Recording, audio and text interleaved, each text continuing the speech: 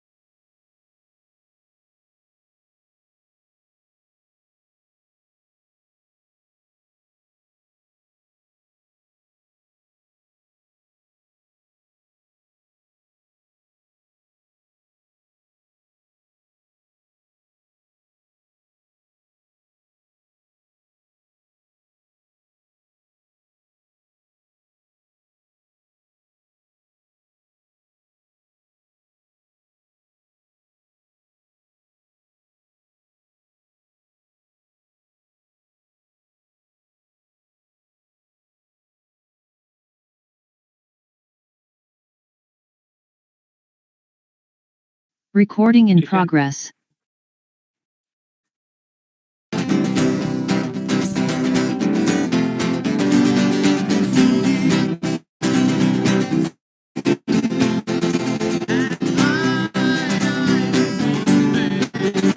Few things. So this lecture is going to be slightly theoretical nature. Will not be looking at too many problems. There are lots of definitions and other things that you have to know, so that from the next week onwards we'll know all the terminology that we need to. So the first thing I want you to know is a change in notation that we are going to have.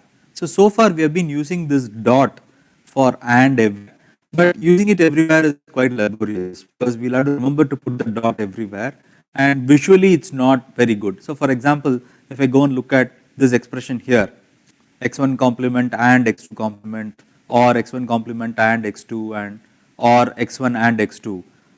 So this is a bit tedious to do every time, and in basic algebra we don't always put this multiplication everywhere. So just like that, we want to be able to get rid of this dot whenever possible. So this is the same expression rewritten with and removed. So x1 complement and x2 complement. So the and is implicit here. Whenever we write something of this form, the and is implicit. So x1 complement and x2 complement, or x1 complement and x2, or x1 and x2. So this is visually better than doing this, and especially if you're going to write a much larger expression with many terms and many variables, remembering to put that and is a problem, and also it becomes visually slightly more clunky. So instead we would drop the dot if the intention is clear. So you'll have to remember about usual precedence rules. So whenever there is, if you have a plus and an expression which has an implied dot or a dot, you have to be careful about the precedences. So in basic algebra, if you have 5x plus 3y, you would interpret that as 5x added with 3y, right, and not 5 times x plus 3 times y and so on. So the same rule applies here. When you read this expression, this is x1 complement and x2 complement logically ORed with x1 complement and x2. It's not x1 complement and x2 complement or x1 complement. So you have to be careful about how these things are grouped. Sometimes we will use parentheses explicitly. Sometimes you should use the basic rules of precedence that you have in algebra, just carry it over here. Okay, so now let's move on to some definitions. These are fairly simple definitions, but these are necessary so that whatever we discuss later becomes clearer. So we'll start with a single variable or a literal. So a literal is essentially a variable which is either in the complemented or in the uncomplemented form. So let's look at these examples here. If I have a, it's a single variable and it's in the uncomplemented form. A bar is in the complemented form. So a and a bar are actually two different literals of the same variable a. So you use the variable a and a bar are two different literals. This expression here, a bar plus cd, is not a literal because it's not a single variable in the complemented or uncomplemented form. It's a combination of multiple variables. So this is not a literal. So single variable either in complemented or uncomplemented form gives you the literal. A product term is essentially either a single literal by itself or a logical product or AND of two or more literals. So we'll start using so instead of saying and every time, we can start using the term product now, because it's just like multiplication, right? So I told you the analogy earlier that you can think of and as multiplication. So we say product of two terms, product of two expressions and so on in the integer and real number fields. The same thing we can use it in, same terminology we can use in Boolean algebra. We'll use the term product for and a product term is either a single literal like this. So a bar are single literals, so they are by definition product terms also. So product term includes literals, or you should have something of this kind. So AC is actually A and C, so it's a product of A and C. A bar CD is the product of A bar, C and D, and so on. Even this is a product term. A bar B is a product term. A bar plus CD is not a product term because this involves a plus here. So this is not a product term because there is a plus symbol here. It means this A bar or CD. You cannot rewrite this using only single literals and their products. So all these are product terms. This is not a product term. Similarly, a sum term is a single literal or a logical sum of two or more literals. So A bar, A plus C. So this is a logical OR of two literals. This is a logical OR of three literals and so on. So these are all valid sum terms, and A bar plus CD is not a valid sum term because it has A bar plus CD, and this is not a single literal. So if I had given you A bar plus C, that is okay, that is actually a sum term, but A bar plus CD actually involves a product also. So a product term should not involve sums, and a sum term should not involve products. So now let's go and look at what a normal term is. So a normal term is usually a product term in which no variables appear more than once. So let's look at this. A is a literal, it's actually a sum term as well as a product term, and there is nothing repeating in it. So it's a normal term. Similarly, A bar. A plus C is, you have a single literal with a plus in between. You don't see any variable which is repeating more than once in each of the terms. So A plus C is a valid normal term. A bar CD is also a valid normal term. So a normal term is either a product or a sum term in which variables appear no more than once. So if you go and look at this, you have A bar plus A. Right? So you have, if you take this as a sum, right, A bar plus A is the same variable appearing twice. So it's not a normal term. Similarly, earlier I showed you this, A bar B, right, it's the same variable appearing twice in the uncomplemented form and once in the complemented form. So this is not a normal term. So a normal term is a product or sum in which no variable appears more than once. Even if it's complemented and uncomplimented form like this, A bar A, it's not a valid normal term. Now, what we really need is the definition of min terms and max terms. These are the things that we need. So a min term is defined on n variables. It's a normal product term. So let's see what that means. Let's start with normal. Normal means it can, so let's start with product. Product means it should be a concatenation, a logical AND of n variables, right? We want n literals and we want n of them to be concatenated, and it should be normal, right? So let's see examples. So A bar BC, right? It has, so if I say that A bar BC is a 3 variable min term on A, B and C, let's see why A bar BC is a min term. So first of all, if I say that it's a 3 variable term, I should have 3 variables in it. So I have A, B and C. So these are 3 variables. And what are the literal forms? A is in its complemented form A bar, so that's a literal. B is another literal and C is another literal. And I have a product of these 3, so it takes care of product part of it. And finally it's normal because none of A, B or C is appearing more than once. So A bar BC is a min term, ABC is also a min term. A bar B cannot be a 3 variable min term because a 3 variable min term should contain 3 variables. A bar B contains only 2 variables, even though it's a product of literal A bar and literal B. So it's a valid product term, it's a valid normal term also, but it's not a valid 3 variable min term, it's a valid 2 variable min term however.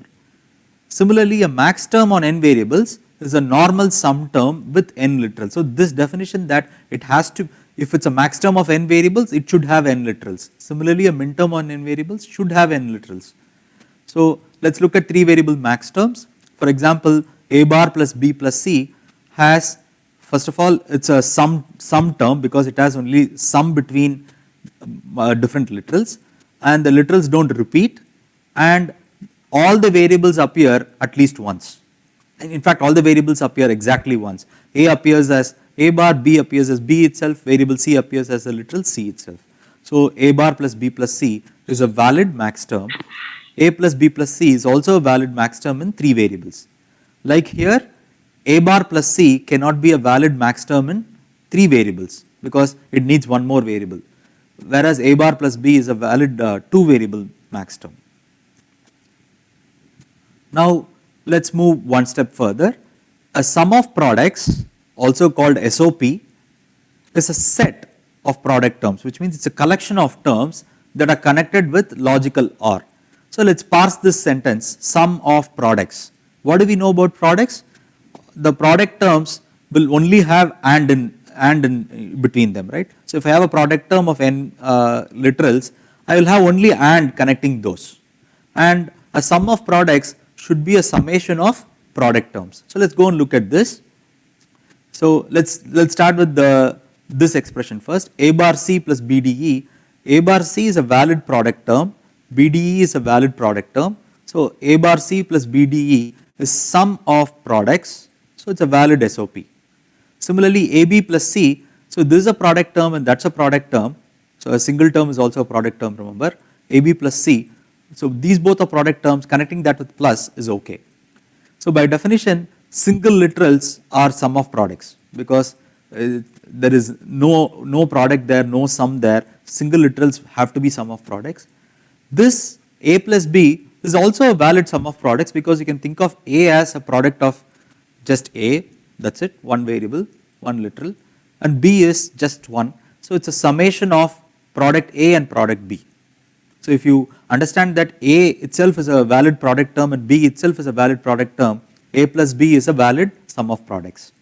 Similarly, a product of sum expression is a set of sum terms or OR terms which are connected with logical OR operator, logical AND operator, I'm sorry, this must have been an AND, they are connected with logical AND operator.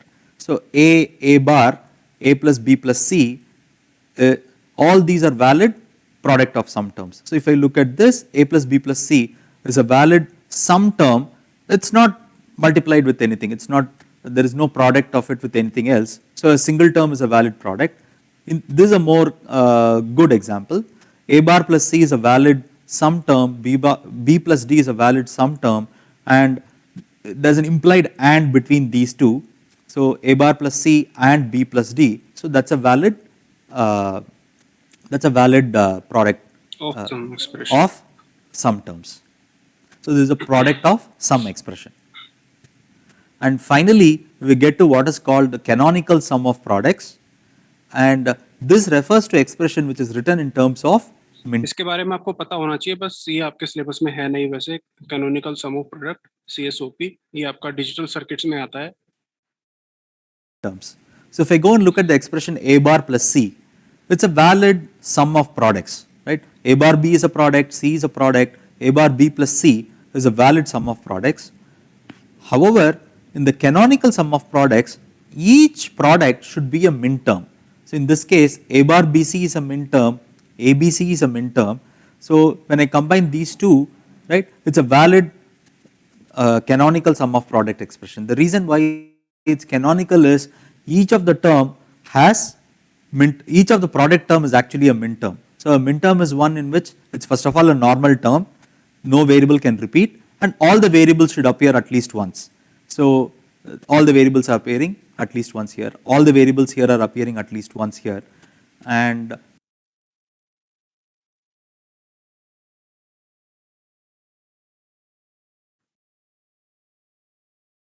you have to know. So the summation of the sum of product, assume that x product of sums this is not a valid canonical product of sums. So the reason why we have these max terms, min terms, canonical sum of products and all of this mumbo jumbo is because there is a direct correspondence between the truth tables and min terms and max terms.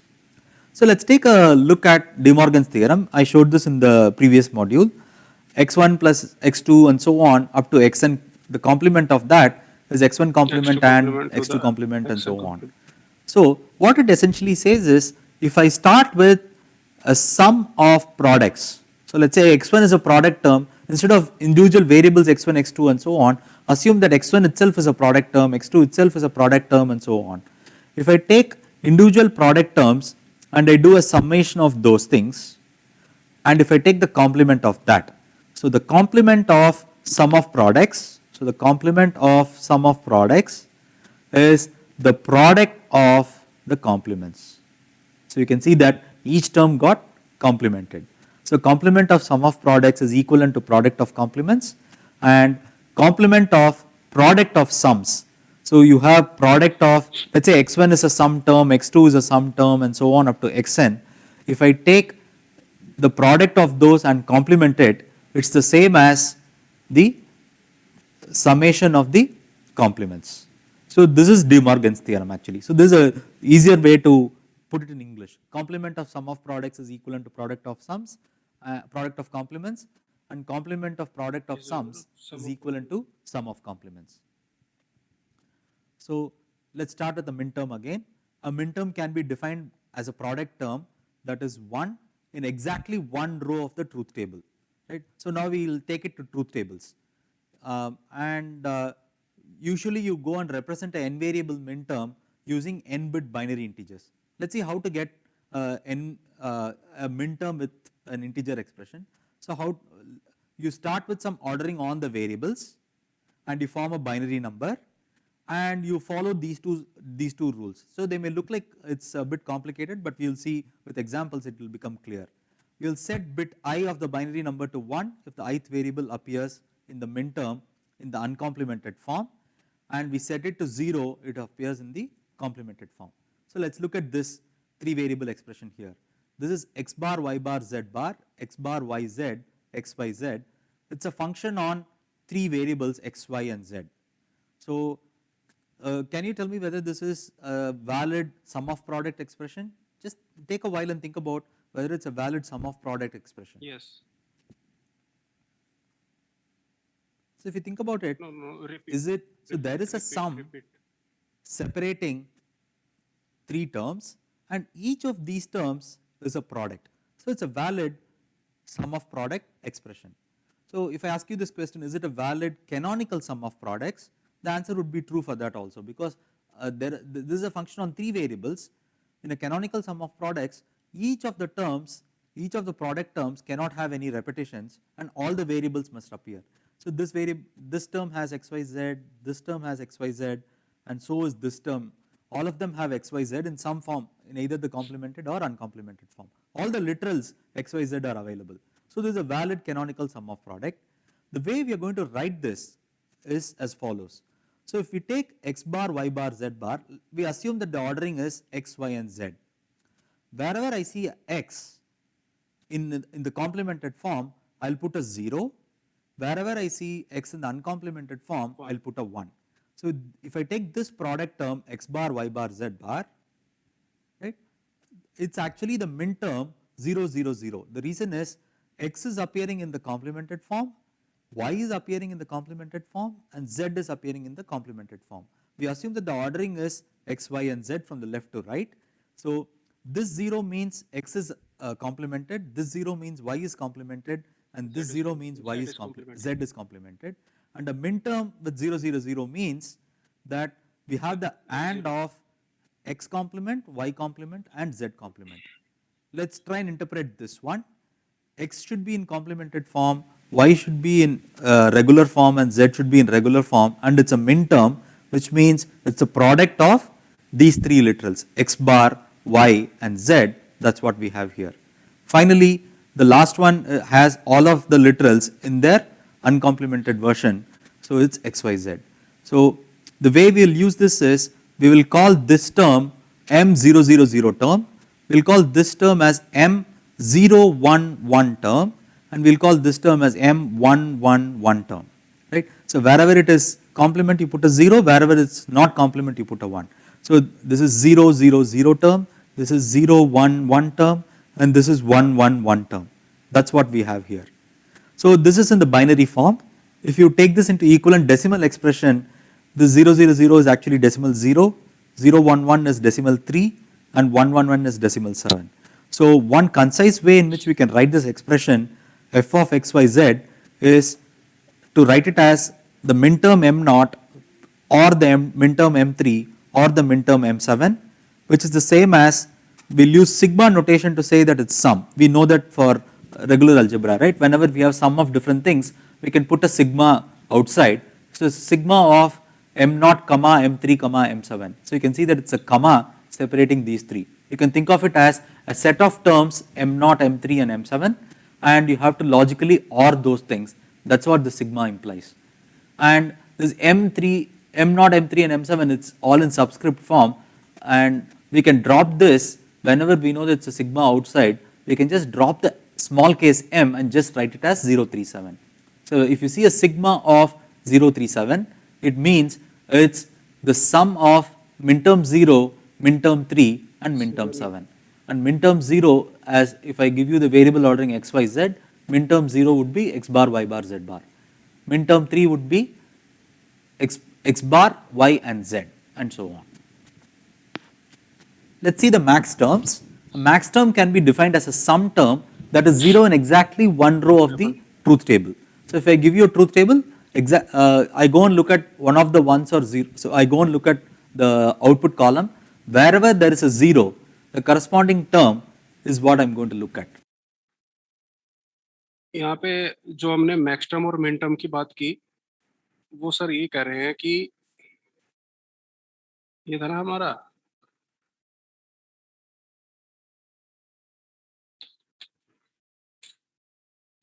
0, 001, 1, 010, 011, 100, 101, 110, 111, ठीक है, ये है। तो यहाँ पर देखो, ये देखो कुछ चीज आपको देखने को मिलेगी, यहाँ देखो ये, ठीक है, ये हो गया और ये हो गया, ठीक है जी।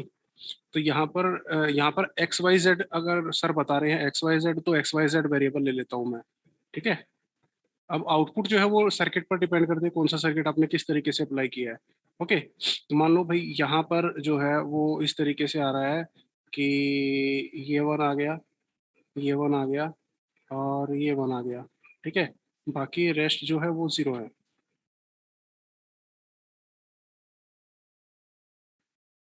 ये आ गया, ठीक है। तो ये तो देखो यहाँ पर क्या हो गया, a इज इक्वल टू 0 हो गया और a is equal two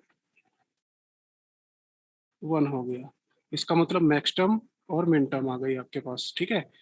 means x, sorry, यहाँ पर x लिख देंगे और यहाँ पर x लिख देंगे। तो ये तो x हो गया, ठीक है, ये x हो गया, ठीक है, बाकी 2 वेरिएबल रह गया। 2 वेरिएबल को हम पुट कर देंगे। यहाँ पर क्या है, y बार z बार, y बार z, y z बार, y z, y बार z बार, y बार z, y z बार, y z, ठीक है। इस तरीके से ये होगा a bar, a bar, a bar, a bar, x bar, x bar, x bar, x bar, x x x x, ठीक है। तो अब यहाँ पे देखो, इसको ये हो गया आपका, करते हैं, ये हो गया m0, m1, m2, m3, m4, m5, m6 and m7, ठीक है, ये हो गया। अब जब इसको किसी अलजेब्रिक इक्वेशन में डालेंगे ना, तो हम किस तरीके से इसको लिखेंगे, हम लिखेंगे एक तो m1 आएगा हमारे पास, एक तो m3 आएगा हमारे पास और एक m5 आएगा, ठीक है, मिन टर्म्स में। अगर मैक्स टर्म में आएगा, ये हो गया, ये हो गया और ये हो गया और ये हो गया, ठीक है जी, इस तरीके से हम इसको पुटअप करते हैं।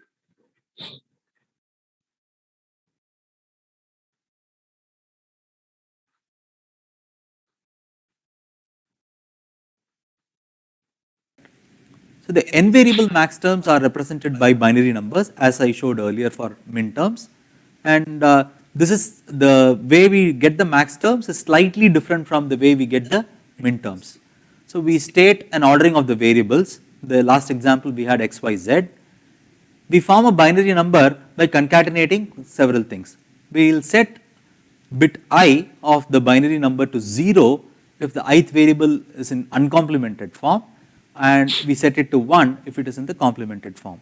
So this was the reverse of what we did for minterm. So let's look at the example here. If I go and look at these three things, it looks like it's a valid product of sums. Each one of them is a sum and it's a product of sums. In fact, it's a valid canonical product of sum expression because each of these things is a valid max term. So a max term is one in which all the variables appear either in the complemented or the uncomplemented form. So we have x plus y plus z, x plus y plus z bar, and x bar plus y plus z. If I want to find out this expression, if I want to write this expression in a slightly simpler manner, we want to define the notion of max terms. So simple एक बात और बताना चाहता हूं आपको मैं, अगर यहाँ पर मैं लिखूं कि भाई पोस प्रोडक्ट ऑफ सम, ठीक है, प्रोडक्ट ऑफ सम अगर मैं लिखूं तो यहाँ पर क्या हो जाएगा, X Y Z plus sorry X bar, यहाँ पर क्या आ जाएगा, यहाँ पर आ जाएगा एक्स कॉम्प्लीमेंट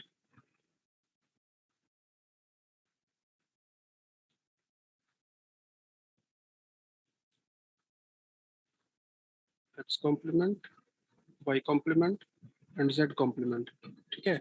इससे नीचे वाले में आएगा आपका X complement Y complement and Z, okay, because value of Z is 1, okay.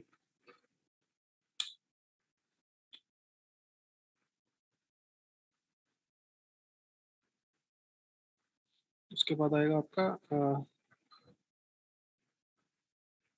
X complement Y Y and Z complement. उसके बाद आएगा आपका X complement Y Z, okay, and so on, okay. इस तरीके से आप उसको लिख सकते हो।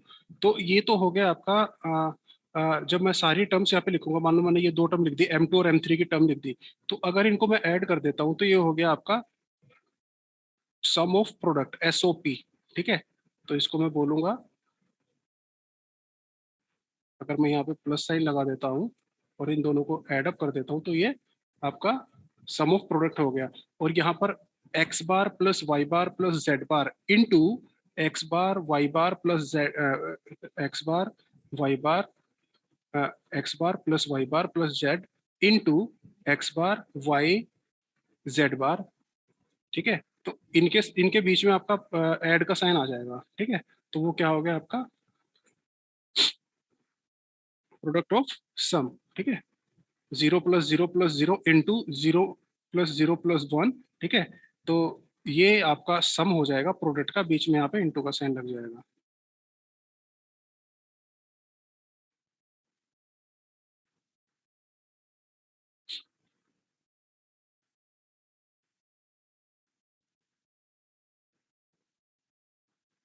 we have x or y or z.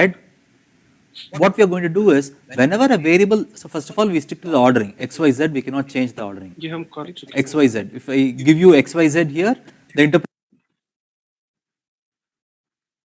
so we associate 0 for M4. Pi already comes. So this is row number 0, this memory. This implicitly we assume that having a capital X1, X2, X3. Yes. And if I fix the ordering from left to right, these are देखो जो मैंने बताया था अभी आपको, ठीक है sir, वही चीज बता रहे हैं आपको। the possible choices for X1, X2, X3. You can see that this is number 0, number 1, 2, 3, 4, 5, 6, 7 and so on. So usually in the Boolean world we start numbering from 0 So this is row number 0, this is row number 1 and so on. The row number is actually the integer representation of the x1, x2, x3 in the binary form. So if I take this binary number as 0, 0, 0, its integer form is 0. If I take 1, 0, 0, it's 1 into 2 squared plus 0 into 2 power 0 plus 0 into 2 power, 0 into 2 power 1 plus 0 into 2 power 0, that is 4 and so on. Right? So the associated min term, if I want m naught, so the is actually x1 bar, x2 bar, x3 bar. If I want max term m naught, that is x1 plus x2 plus x3. Because remember, on the three variables, if I have m naught, m subscript 0 here, like here, it's m 0, 0, 0. So 0, 0, 0 means x1 should appear in the complemented form, x2 should appear in the complemented form, x3 should also appear in the complemented form, and we need a product of these three. That's what a min term means. Let's pick this row. If I want small case m4, that's the min term 4. Min term 4 would be, I want x1 in the uncomplemented form, x2 in the complemented form, and x3 in the complemented form. So that's what you have here, and we have a product of those. If I want capital M4, I look at the row and then I do this. So capital M4 is M1000. So the interpretation for M100, capital M100 is, this one means x1 should be in the complemented form for max term, so you have x1 complement, and x2 should be in the uncomplemented form and x3 should be in the uncomplemented form. So we have those two, and then max term is a sum term, so you put plus. And I look at this function f of x1, x2, x3. We have 8 terms here. If I wanted to go and write it in terms of product terms or sum, ये देखो यहाँ पे क्या है, इन्होंने output बता दिया कि कोई भी सर्किट आपको आउटपुट दे रहा है, तो क्या होगा, ये M0, M1, M2, M3, M4, M5, M6, M7, ठीक है। तो यहाँ पर जो 1 है उनको अलग लेंगे, 0 है उनको अलग लेंगे। ओके, मैक्स टर्म और मिन टर्म्स की बात चल रही है ना। Some terms, there is a nice and simple way to do it. So for some terms, remember, it's you go and look at all the ones. So there is row number 1 which has a 1, row number 4 which has a 1, row number 5 which has a 1, and row number 6 which has a 1. So what we are going to write is f of x1, x2, x3 is, take the rows in which you have them as ones. Row number 1 has a 1, row number 4 has a 1, row number 5 has a 1, and row number 6 has a 1. And we pick the corresponding min terms and add them up, or put a logical OR of those. So that is the sigma of m1, m4, m5, m6. And I told you that whenever there is a sigma and a small case m, you can implicitly drop m there. So it's the sum of the row 1, row 4, row 5, and row 6. The English way of explaining this is, f is a function which is on when the condition in row 1 is true, or row 4 is true, or row 5 is true, and row 6 is true. Right? So one of these conditions should be true. And when is this row 1 will be true? Row 1 will be true if x1 is 0, x2 is 0, and x3 is 1. So that's when row 1 will be exercised and so on. Similarly, if I want to write this as POS form, the canonical product of sum, in fact, what I do is you collect all the zeros. The zeros are in row number 0, row number 3, row number 2, and row number 7.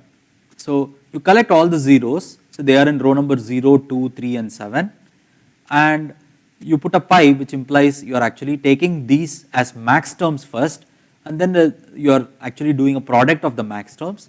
And since pi goes with capital M, you can silently drop the M, capital M, and you have it as pi of 0237. So given a truth table, you can write in canonical sum of product using this sigma notation, and canonical product of sum using the pi notation. So this brings me to the end of module 4. In the next module, what we will do is we will try and